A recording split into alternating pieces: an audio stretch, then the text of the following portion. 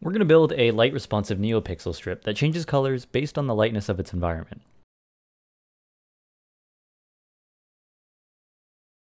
To build this, we used an Adafruit Flora, a micro USB cord, a Neopixel strip, an OSEPP light sensor, a small breadboard, wire and alligator clips, and a computer with Arduino software installed. The Adafruit Flora is a 3.3 volt microcontroller. If you haven't used an Adafruit board before, make sure to tell your Arduino program to look for it.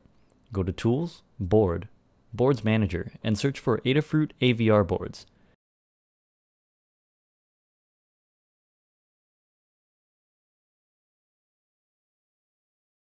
If it isn't installed, install it. We'll begin by setting up the OSEPP light sensor. Attach alligator clips to the power and ground pins on the Flora.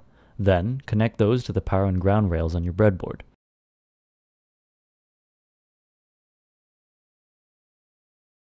Now those rails are ready to accept many power and ground connections, which is going to make the process a lot easier as the Flora doesn't have a lot of pins.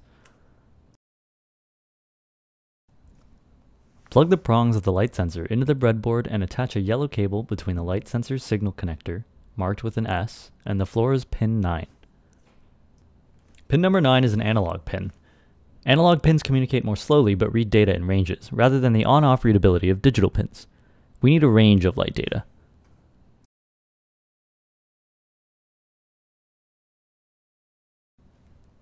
Jump red and black cables from the sensor to the power and ground rails.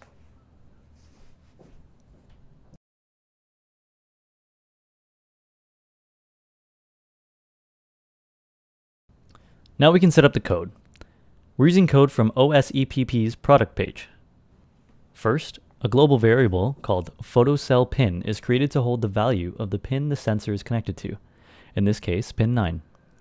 PhotoCellValue is instantiated to hold the incoming light data values.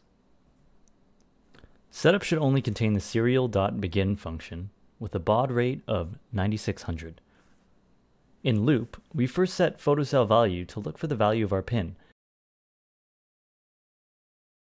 and then constrain that value between 200 and 800. Those numbers can be altered depending on your environment. We can test the sensor by covering it and uncovering it. When covered, the serial should print a value of 200, indicating total darkness. Next, we'll set up the Neopixel strip. Use female to male cables to connect the power and ground, red and green respectively, from the Neopixel to the breadboard rails.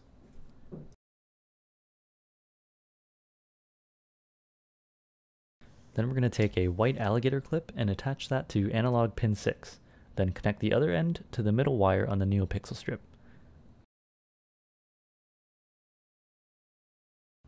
The Neopixel strip is now wired and programmable. Here, we'll combine Adafruit's Neopixel code to our light sensor code. The first step is to install the Neopixel library. In the Arduino software, go to Sketch, Include Library, and Manage Libraries. Then search for the Adafruit Neopixel and install that library.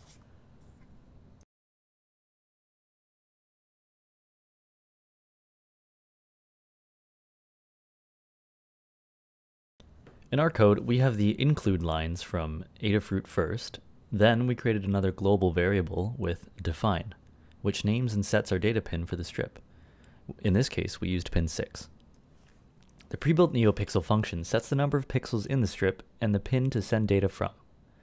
In setup, the strip is being activated and initialized, and the brightness is set to 50%. A major part of Adafruit's Neopixel code are the custom lighting functions that they've already created and included. Ensure the ones that you want to use are placed globally at the bottom of your code. We're going to test with color wipe, a function that sets the color of every pixel in the strip. We'll call that function in loop and set the strip to RGB red. Plug in and upload the code to your Flora to check that everything is working correctly. Next, we want to tell the Neopixel strip to change its display according to the values from the light sensor. An if statement allows us to do this by using the PhotoCellValue variable. If it is below 250, which should be almost full darkness, it should be red. Anything above 250 should set the strip to green. We can easily test this by covering and uncovering the sensor's light detector. Our main functionality is now working, but we want to display more complex color than full RGB values. The Neopixel's rainbow function lets us do this.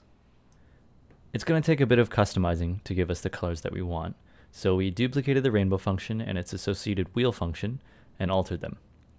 Now, one cycles through red-orange hues and the other cycles through blue and green hues. Then we update our if statement in the loop. Now we have our complex color Neopixel strip that responds to light.